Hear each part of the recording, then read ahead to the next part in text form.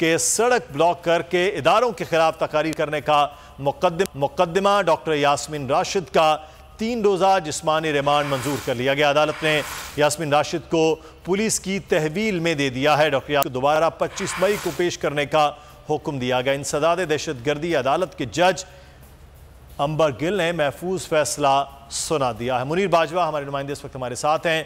जी मुनीर, आगाह कीजिएगा, क्या अपडेट्स हैं? जी हाँ, बिल्कुल।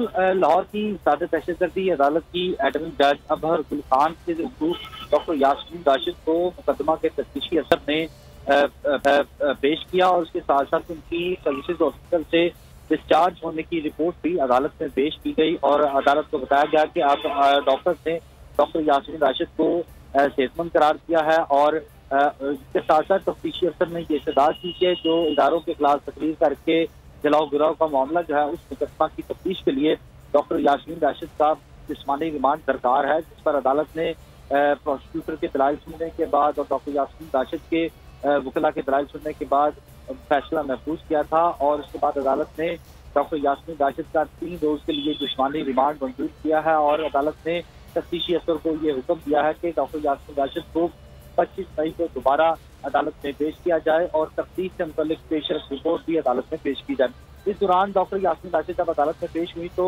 उनसे ये साफिया ने पूछा कि आपकी अब तबीयत कैसी है, तो उन्होंने ये कहा कि अब कुछ बेहतर है तबीयत और उन्होंने ये भी कहा कि उन्हें इन मुकदमात में इंसाफ की भरपूर तवक्को है।